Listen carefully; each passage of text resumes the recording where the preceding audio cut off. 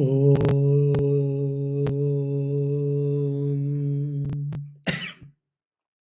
Asato Ma Sadgamaya Tamaso Ma Jyotirgamaya Mrityorma Mrutangamaya Om Shanti Shanti Shanti.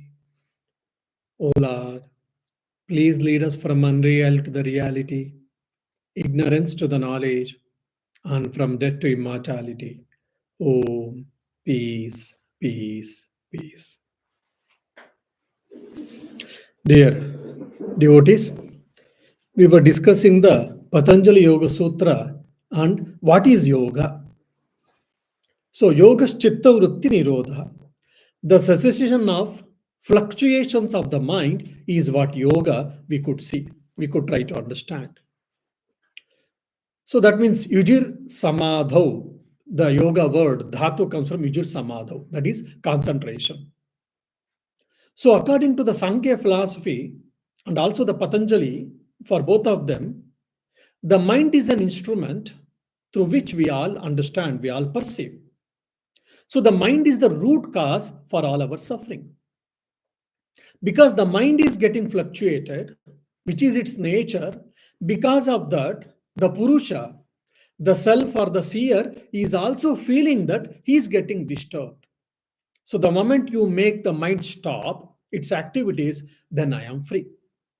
This is the fundamental philosophy or understanding from the Sankhyan philosophy. We all know that if the mind is under our control, then it is a blessing. If our mind is not under control, then it is a curse. I mean, it is a challenging, which most of us we are facing everyday life. In that sense, even Krishna says in Gita, you are the real friend of yourself and you are the real enemy of yourself. How? When your mind is under your control, you are the real friend. When your mind is not under your control, you are real enemy. So the yoga is nothing but the arresting the mind and its activities. Or in other words, from the Buddhist philosophy language, if you want me to ask, it is emptying the mind. Okay. Now the question comes, yoga's chitta vritti nirodha. Yoga is the cessation of all the vrittis, the thoughts in the mind. The immediate question, the fear will come, then what happens to me? What will happen to me? Because if the mind is not functioning, then is it the state of inertia? Is it the state of like a log of wood? Then what happens to me? Existential problem will creep in. Existential problem may creep in. So to remove that doubt, not only to remove that doubt, to give a positive fact. So the sage Patanjali is giving the beautiful explanation of that state where your mind is completely arrested or all your fluctuations has been stopped. What will be that state? In the third sutra, he says, Tada drashtuhu swarupe avasthanam. Tada, then. Then means when? When your mind is completely stopped. Means all the fluctuations, all the thoughts has been completely stopped. Then, when your mind is completely stopped its activities, then at that point, drashtuhu means Purusha or the seer, the self, Swarupe avasthanam. Swarupe, in his own essential nature, avasthanam means abiding, remain. So when mind gets completely stopped its activities, the Purusha or Drashta here, the seer, stays back, remains absorbed in his own nature. It is like this. Like we go out, I have done a marketing, I went to here and there to see people, and I met so many people. After finishing everything, then I come back to my house and I stay and just I'm having I had a cup of tea or coffee. Then I said, now I am happy because I'm in my house. I'm back to my house. So no problem. So like this, so Drashta, the seer, is in his own nature, is established in his nature. Again, established in nature or absorbed in nature, it is only the limitation of the language.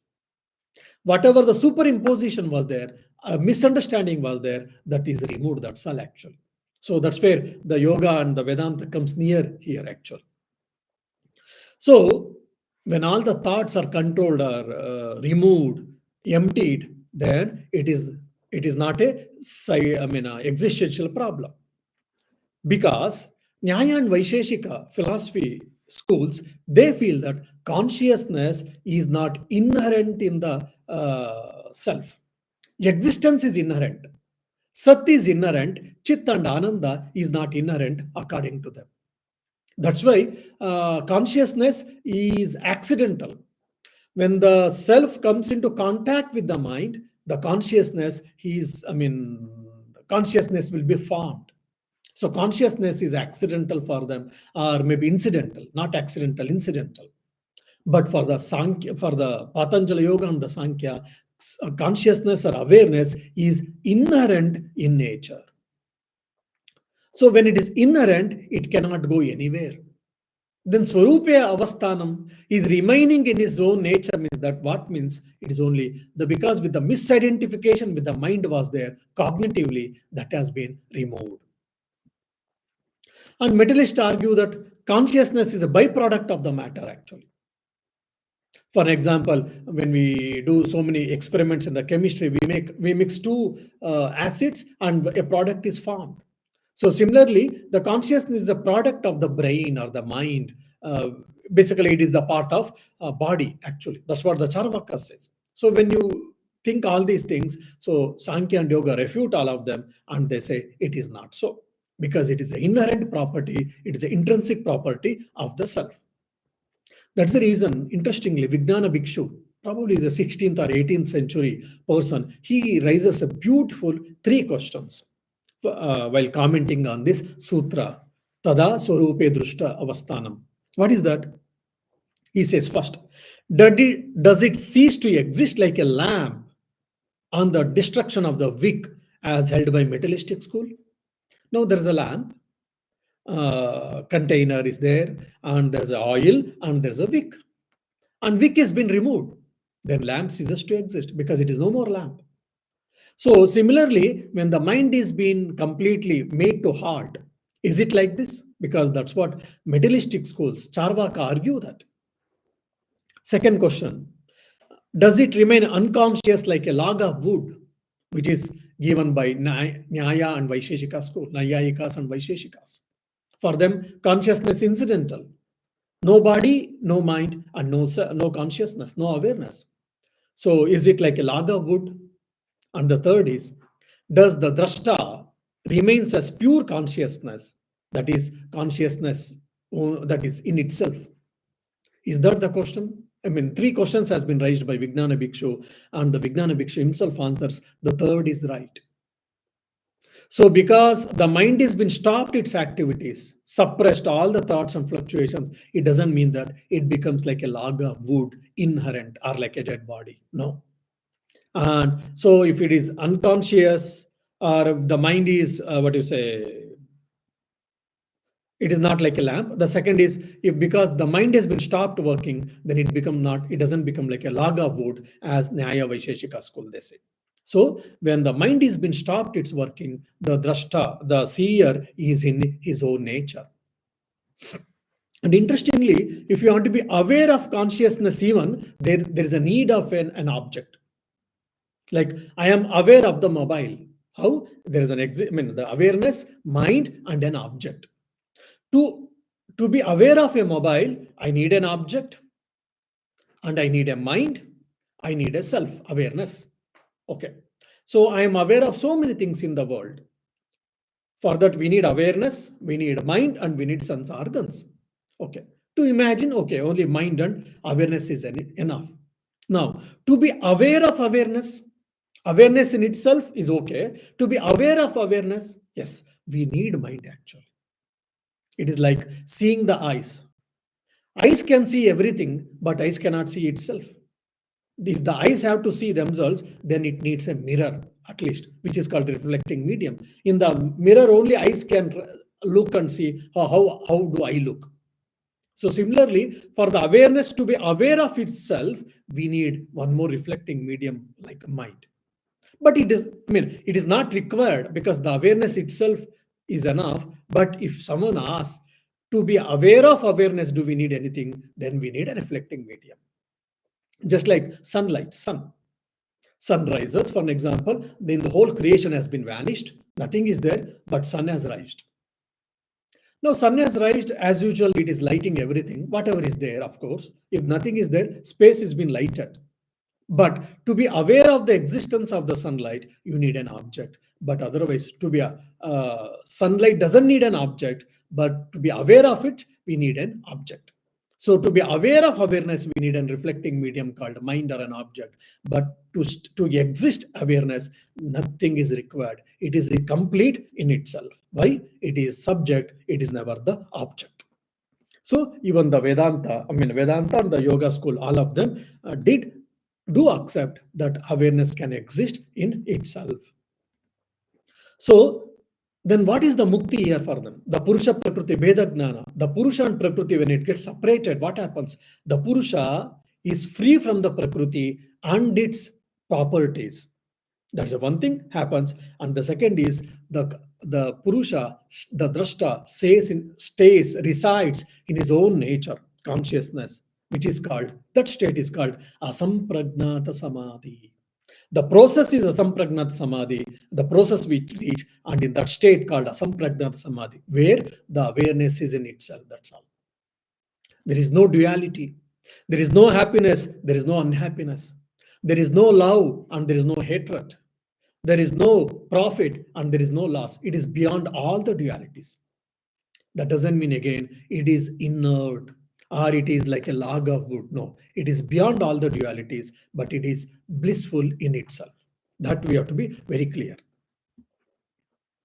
And they give an example why mind has to be stopped if the self has to enjoy in its own nature, which is pure consciousness, pure existence. Why? They will give an example like a crystal and the red flower. There is a crystal. Crystal is a Purusha here, or Drashta. And you bring a red hibiscus flower or a red rose. Then when you bring the red rose and keep near the crystal, what happens? The crystal turns into red color. But the people who are seeing from distance, they are seeing that, oh, there is a crystal which is in red in color. But in reality, is the crystal is in red in color? No. Someone removes the crystal. So someone removes the red flower, but still crystal remains. There is no change in crystal. When there was no red flower, as crystal was there. When there was a red flower, and when you remove the red flower, in all the three conditions, the crystal, there is no change in crystal really. Then you bring a blue color flower, any sunflower, blue color flower. Again, crystal turns into blue color. Is any change in a property of crystal? There is no change. So similarly, crystal is like the self, the Purusha or Drashta, and this flower is nothing but the mind and its fluctuations. So when the Purusha comes into contact with the Prakriti, which is mind, so when the mind, for example, for example, today morning itself, one devotee called me and he was explaining his complaints and other things.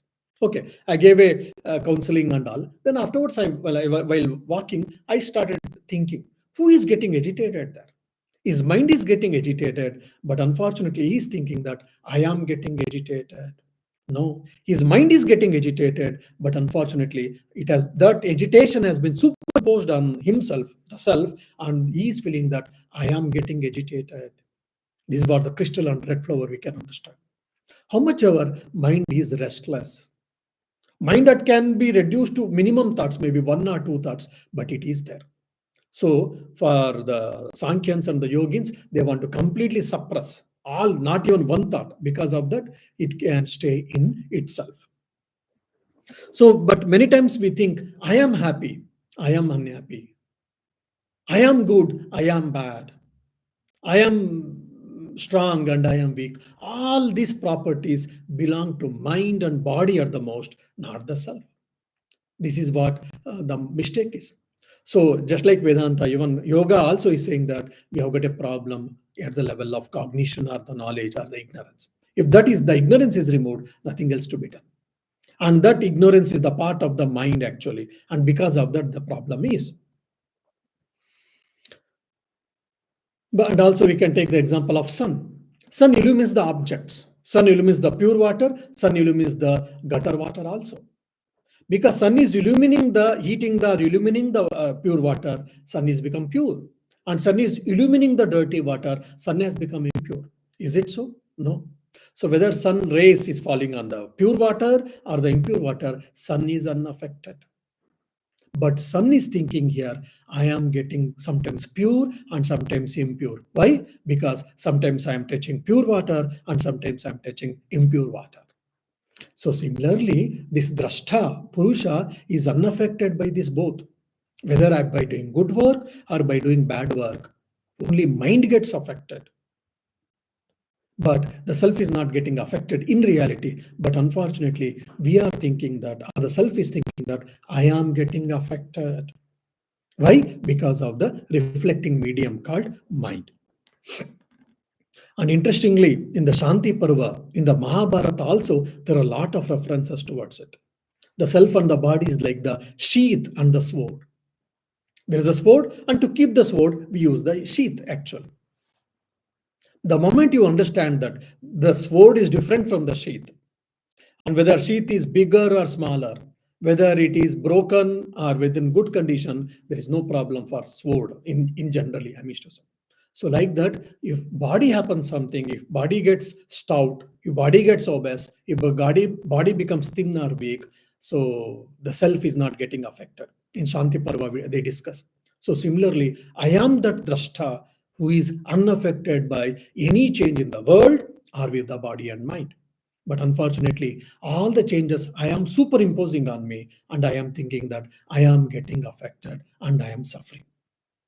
So that's the reason they are telling that just separate the Purusha and the Prakriti. That is here, the Drashta and the Manas, the mind. The moment you separate it and when you stay with yourself, no problem. See, when there are two people, then only problem. When I'm alone, no problem. With whom to quarrel, with whom to love, with whom to attach or detach. All these things comes only in the dualities actually. And one more interesting, they tell in Maha Shanti Parva, very beautifully it is explained, like a bird. Bird was, he prepared a nest and it was sitting on it was, staying in the tree. Because of some reason, that particular branch fell down. As a result, what happened? Bird went and started staying with in one more branch of a tree or in another tree. That's all. So similarly, this embodied soul is going from one life to another. That's it. But actually, just like the bird is unaffected there, even here also the self is unaffected. So there are, and lotus and leaf, they give example, lotus leaf and water and all. Okay. So by controlling the mind, by arresting the mind and its fluctuations, so we are not going to state of inertia or state of coma or state of like a log of wood, rather it is with full of bliss. Tad tada swarupe drashta avasanam. Means he resides in his nature and he will be happy. No more dualities and no more suffering. Okay. Now, Nirodha, what is Nirodha we have understood, what is yoga we have understood, okay, what is the drashta we are trying to understand. Now, what is this vritti, which is the fluctuations of the mind, has been discussed in the fourth sutra, which is the root cause of all the problem. Root cause of cognition, root cause of problems both. Vritti sarupyam itaratra. Vritti means fluctuation, sarupyam, identification, itaratra, otherwise. So it doesn't make any sense actually. When we go deeply or when we get commentaries only, we'll understand. Otherwise, the seer is absorbed or identified with the changing state of mind. If a person is not with himself, what happens? He will go and entangle with the world, entangle in the world, entangle with the world. That is what the meaning of the fourth sutra. So why should we seek liberation? Why should I study Patanjala Yoga Sutra and why should I put it into practice?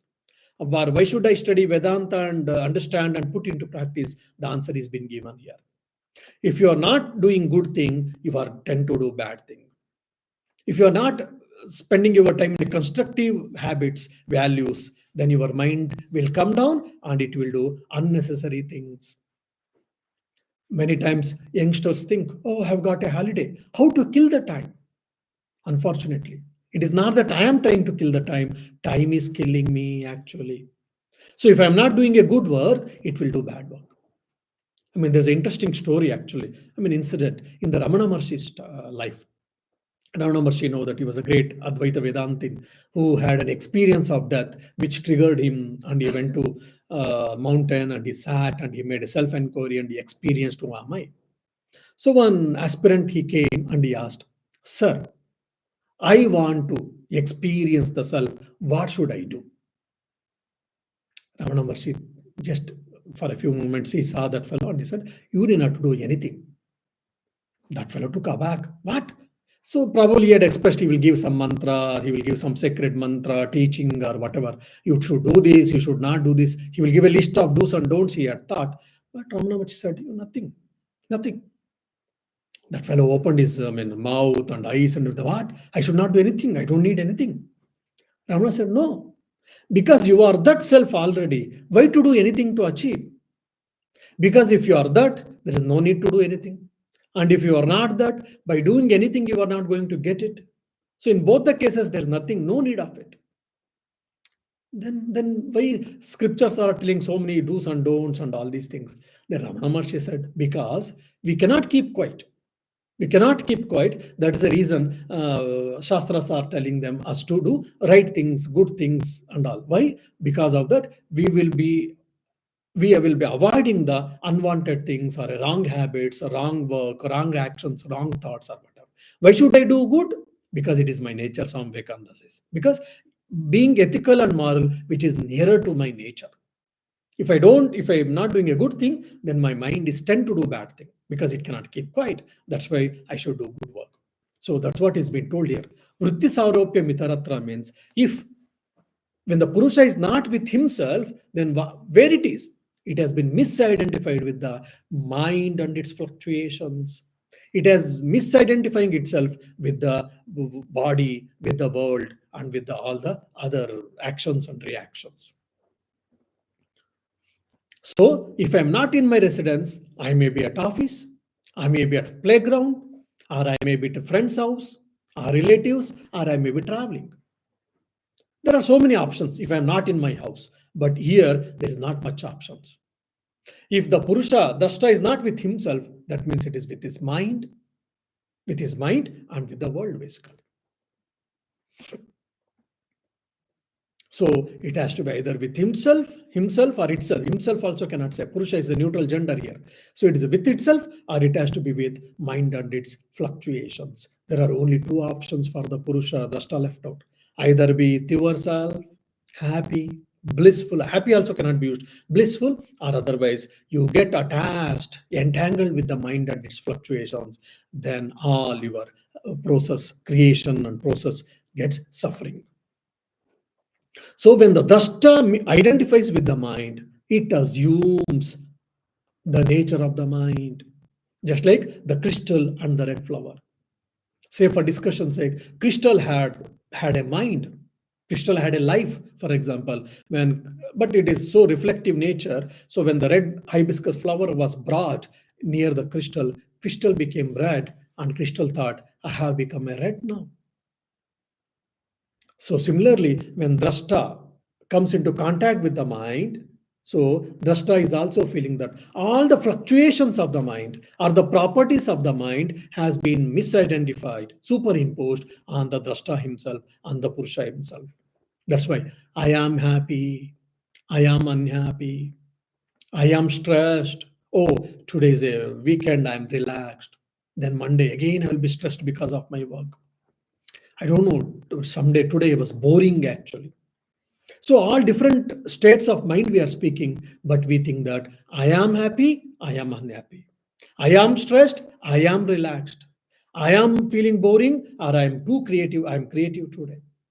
But all this, whatever the different states we are expressing, different emotions we are expressing, they are all part of the mind, not of the Purusha, not of the Drashta. The Vachaspati Mishra gives a beautiful example. There are a few mirrors in the room. So some mirror is able to, because of concave, convex, or whatever, when you go and stand with some mirror is showing that you are very far. Some mirror showing very near. And some mirror is showing my head has grown very large. And some mirror is showing there's a distorted image of myself or this body basically. But if I don't know the truth, I may get carried over. If the child goes and stands in front of that mirror, which is giving the distorted image of the face, the child may start crying. Child may shout. Why? Because the child starts thinking that my face has been disfigured. Is it really disfigured? No. The parents will start laughing and say, "Oh, my dear child, nothing has happened to your head. Go, you see, you touch your ears, touch your eyes, touch your nose, touch your mouth," and all we say. So similarly, just like but that, it took some amount of time, child, for it to come to the senses. But so similarly, we are also misidentified ourselves with the mind, and we have superimposed the properties of the mind on ourselves. That is called avidya or ignorance. And interestingly, in Chandogya Upanishad also, the story goes like this beautifully. I mean, there was a, what do you say, there was an announcement by that whoever understands the Atman, or whoever attains the Atman, one can conquer the universe. Whoever attains the Atman, one can conquer the universe. So immediately, if you see, understand the Atman, one can conquer the universe means everyone would be interested in knowing the universe. There only actually they said that the whole self is the alone is true, consciousness alone is true, everything is what appearance, and from that angle. But Indra and Virochana, Indra is the leader of the Suras, that is celestial beings, and Virochana was the leader of the Asuras, demons. So in every culture, this conflict between virtuous people and wicked people is there here also. So both of them, they go to the guru, teacher called Prajapati. Oh, please teach us what is Brahman, what is this Atman, so that we can rule the universe. Then Prajapati asked them to stay for 12 years of penance. Okay, the 12 years they did and all, they did austerities and all. Then he gave only one statement, that's it. What is that? You go and see in the water. Whatever you see, that is the Atman. Fine. Immediately, both of them, they went to the well or the water body which was next to the ashram. They went and they peeped in the water body. We all know that what do they see? They saw their own body's reflection. So Indra and Virochana thought the body is the Atman. They went and asked. Prajapati kept quiet, and they thought they are right, and both of them went. Both of them, they started thanked the Guru, Prajapati, and they started living. Virochana went to his kingdom and he said, "This body is the Atman, so enjoy it, make it strong, eat, and if you don't, cheat the people, kill the people, and get the things whatever you want, and live happily." But Indra, while going, he thought Atman is supposed to be eternal. Atman is supposed to be eternal. How can it be this body? Because body has got limited qualities, and it is got date of birth and date of death. And then Atman is eternal. I think my understanding is something wrong. I mean, 12 years or 32 years that they did a tapas. Then Indra came back to Prajapati, and asked, "What is that? Can you tell me? My understanding is something not right." Prajapati said, "I'm happy that you came back. Stay 12 more years." Then he stayed. Whatever you are able to feel, that energy, that is what the Atman. So prana is Atman, he thought. But again, while going, sometimes I'm feeling energy, sometimes I'm feeling weak. Sometimes if breath stops, that means Atman is not there. In the dead body, that's what we see. So prana cannot be Atman. Again, he comes back, he asks, maybe 12 years, tapas again. Then they say mind fluctuations, or the mind is what thing. Then afterwards, sometimes I am concentrated, sometimes I'm restless, sometimes I'm happy, sometimes I'm unhappy. All these things, how it can be. Then again, afterwards, he understands, who am I, what I am. So, like this drashta if he's in Swarupa, he will be knowing that who is he. If he gets mixed with the mind, he superimposes the mind, and its qualities, and he starts feeling that I am the body, I am the mind, and etc. And Bojaraja, he in his Vritti, he gives a very beautiful analysis of moon and the water. Like there's a beautiful lake, and the reflection of moon was there. Beautifully, reflection of the moon we were seeing. And because of the wind, there was a ripples, and the lake water started getting moon. Means there were ripples on the lake surface, and the reflection of the moon was also getting, disturbed. Then if a child sees that and moon is getting distorted, moon is getting broken or whatever, is it true? No, it is only reflection. But how much ever the ripples come, how much ever the waves come in the water, but moon is unaffected. So similarly with the mind and its fluctuations, because of it, really the purusha is unaffected. But just like it appears that moon is affected by the ripples in the water, I am thinking that I am affected by the mind and its fluctuations or whatever. So the bondage which we are feeling, experiencing, all these problems we are experiencing, everything is part of the mind and not body and mind, not the part of the self, not the part of the drashta. That is what has been told very clearly in the Vedanta and also in the Yoga Sutra. So I am the Purusha. If I am not with myself, then I will be with this world or the mind.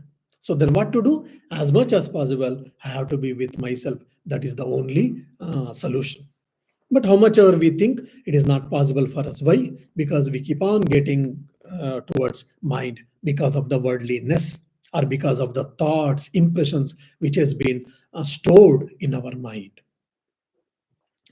So that is the nature. Interestingly, actions, when we do actions, actions produce results. That is called karma phala. So good actions brings good results. That is called, we say, good luck. And bad actions produces bad results. That is what we call bad luck. That's the one side. And to experience these actions, again, we have to take birth. And not only that, side by side, every action produces results. While experiencing the results, that means we are reacting to that. That means it is creating the mental thoughts or impressions, mental impressions, which we call samskara. The samskaras are the fuel for our life, for our character. The sum and total of impressions, mental impressions, is what character or as a personality. Swami Vivekananda beautifully describes in Karma Yoga. If a man is good, that means his personality is good. That means his character is good. That means his mental impressions are good. That means he has got good work and he has got good thoughts. And same thing with the bad person. So action is not only, the karma is not only mere action. It is more than that, the fruits of action and the mental impressions. But when we do the karma as a karma yoga, then no impressions are left out. But when we do the karma, how much or good or bad, then it leaves the impressions on our mind, and to clear it, again, we have to struggle, we have to do penance, we have to do karma yoga or whatnot. Okay, so the mind is with full of vrittis, fluctuations, or the thoughts, or the impressions. And how many vrittis are there? How many types of vrittis are there, if you ask? How many thoughts, fluctuations are there, if you ask? So the Patanjali says. So how he is going very systematically, you see. Yoga, he told, Atha Yoga no Shasanam. I'm going to explain yoga. What is yoga? Yoga Chitta Vritti Nirodha. Yoga is the cessation of the mind or mental fluctuations. Okay. Then by fluctuating, what happens? Swarupe avasthanam. He or she will be in that Purusha, in himself or herself. Okay.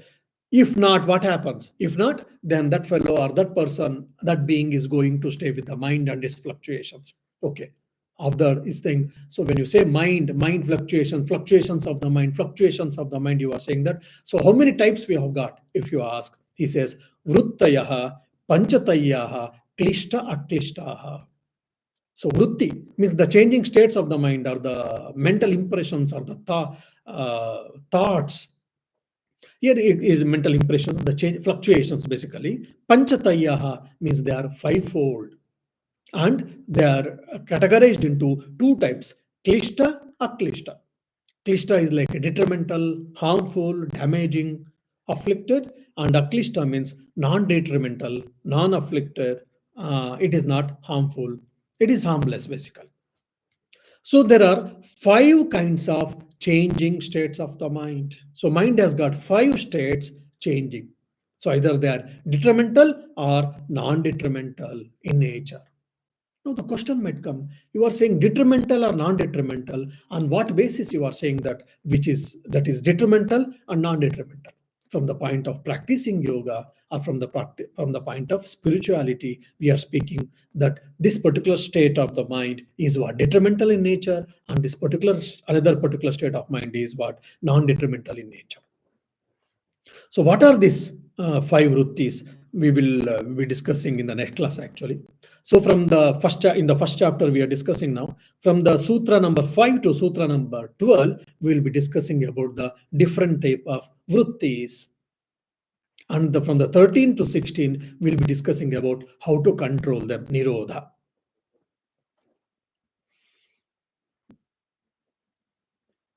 Okay, so what are the 5? I mean, actually, he discusses these 5 things. He gives a list in the second chapter. But for our understanding sake, now I am telling these detrimental vrittis, and what are they? So just I am telling you. One is avidya, ignorance. The first is avidya or ignorance. Then the second is asmita, ego. Avidya, ignorance, we all understand. Second is asmita, ego. Here asmita means like feeling of oneself, I, the pseudo individuality or individuality, we say that is what asmita here. Asmita, ego. The third is raga, attachment. Then the fourth is dvesha, aversion. Then the fifth is abhinivesha, fear of death. So these 5 are detrimental vrittis, klishta vrittis. And the klishta vrittis are caused by pancha kleshas. These are the pancha kleshas actually, sir. So these are pancha kleshas. So klishta vritti I will take in the next class. So the klishta vrittis are caused by 5 causes. Pancha kleshas, these are the 5 actually. So klishta vritti and klesha comes from the actually same root word, because klish means to trouble, to torment. So klishta vritti culminates in bondage, and which is the product of rajas and tamas. Aklishta vritti comes from the freedom. Aklishta vritti brings freedom, and it is the part of sattva guna. That means what? We should develop more and more aklishta vritti. That means we should develop more and more sattva guna and reduce rajas and tamo guna. So increasing the sattva guna is very, very important. The more and more increase, what happens? As Sri Ramakrishna says, Shuddha man, Shuddha Atma. The pure mind is equal to pure self. Why? When the mind is become pure, what happens? It reflects the consciousness properly. Just like when the glass is pure, we get the pure light of the sunlight. If there's a dirt, then the dirt will look, and if there any oily substance or any layer of dust, then so much will be filtered the sunlight. So similarly that. Okay. So pramana, viparyaya, vikalpa, nidra, smrutaya. So these are the 5 types of vrittis we are speaking now. Pramana. Pramana means a source of knowledge, source of right knowledge. Viparyaya, error. Vikalpa, imagination. Nidra, sleep. Smrutaya, memory. So these are the 5 vrittis. So next week onwards, actually, for some time we will be discussing like an epistemology. Epistemology means, episteme means knowledge, logy is study of knowledge in itself. That will be the next class, interesting. So what are these 5 vrittis and why they are called klishta and aklishta? All these things are part of epistemology. We'll be trying to discuss in the next class. Om Shanti Shanti Shanti Harihi Om Tat Sat Shri Ramakrishna Arpanamastu.